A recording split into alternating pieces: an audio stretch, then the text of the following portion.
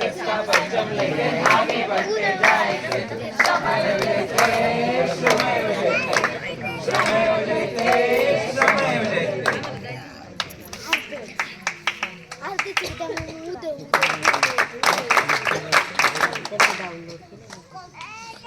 सर्वप्रथम इथे उपस्थित असलेल्यांना माझा नमस्कार।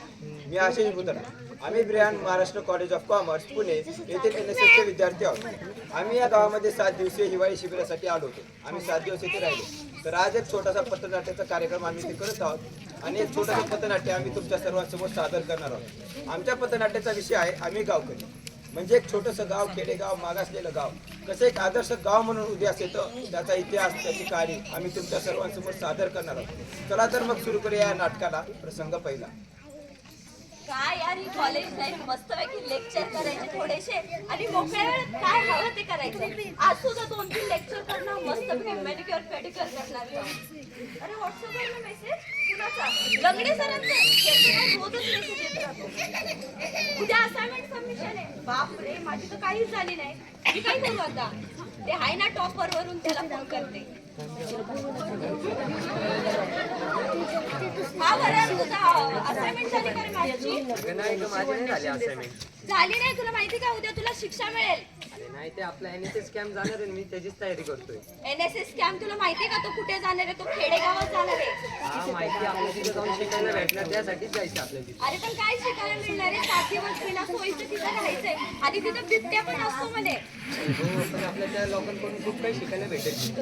अरे शिकायला मिळेल ठीक आहे, पण उन्हात आणायचं माझं मेकअप खरं झालं तर?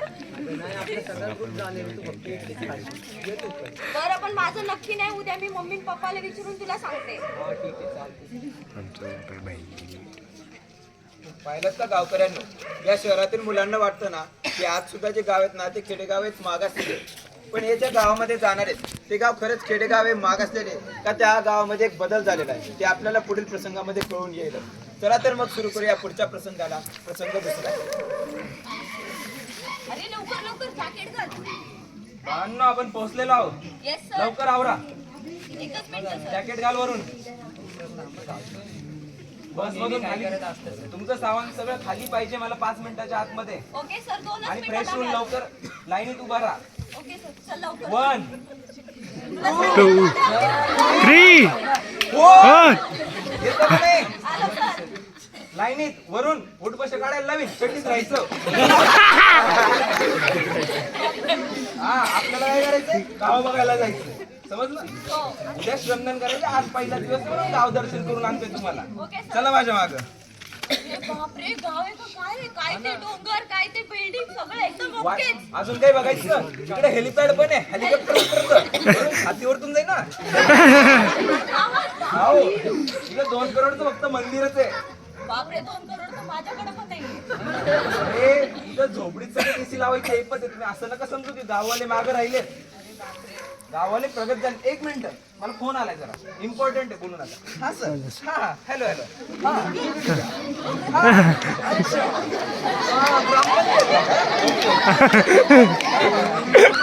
आलो चालू चालू। मी 5 मिनिटं लागलो। तुम्ही इथून इकडे साईडला स्ट्रेट 500 मीटर पर्यंत जाऊ शकता। त्याच्यानंतर एनएसएस कॅम्पला पाहिजे नाही आले 1 2 3 4 माहिती का तुम्हाला? वरून शिस्ती पोरी पाहिजे ना गावात।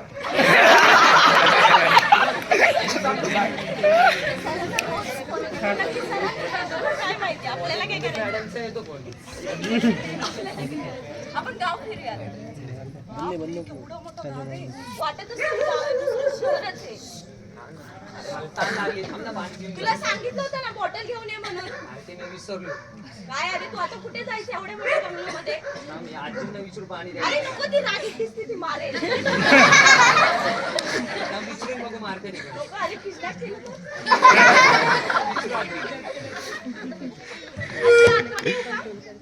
या कोण तुम्ही?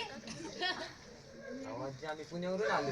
कशासाठी बरं? आजी, आम्ही एनएसएस कॅम्पसाठी आलो। ही जी शाळा आहे ना तिथं आम्ही 7 दिवस राहणार आहे पुढच्या। काय काय आवडलं इथं? सगळंच आवडलंय। गाव बघितलं का तुम्ही? हो बघितलं। आजी, आम्हाला थोडं पाणी मिळेल का? आमचा घसा कोरडा पडलाय। हळू उठा।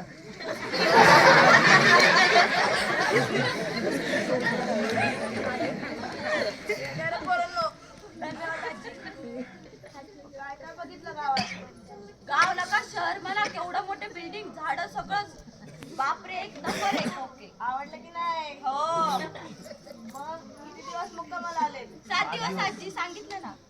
ठीक आहे. बरं मग अजून काय? अजून काय नाही तर 7 दिवस राहणं पण आहे ना एवढे हे विकसित गाव कसं काय झालं? अरे पोरांनो, हे गाव आता हळूहळू विकसित होऊ लागले. सर्व गावकऱ्यांनी एकत्र मिळून केलेल्या कष्टाचे फळ आहे हे. यासाठी फार मोठी कहाणी ऐकता कहाणी.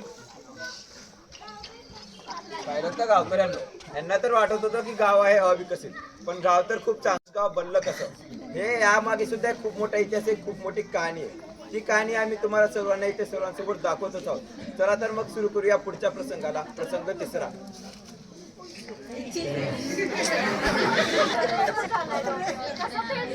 आता तुम्ही बी खडत आहे, मी बी खडत आहे. आपल्याला दुसरा पर्याय नाही, आपल्याला शेती करावं लागेल.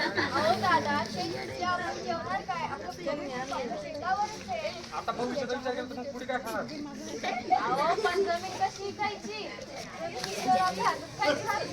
आता तुमच्या आजोबाला काय केलं? पोरगा झालं 2 एकर, मुलगी झाली 2 एकर, लग्न झालं की आता लेकरं किती साधं टाकतात.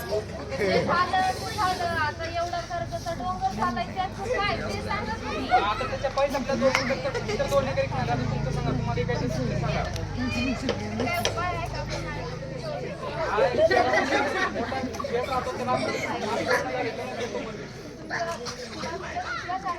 हा आता विश्वास तिच्या खानदान त्रास झालाय ती. हा, तर तिला फोन लावून विचारतो मी.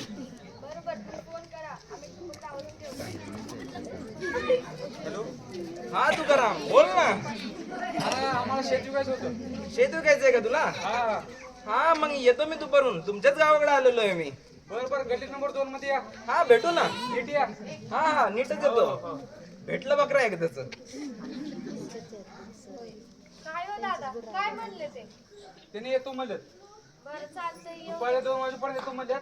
तुम्ही काय मस्त बोलू नका तिथं. सकाळी तंबाखू, दुपारी ज्ञान आणि संध्याकाळी भांडणं. बसावं दादा, तुम्ही काय बी बोलता. तुकाराम येऊ का?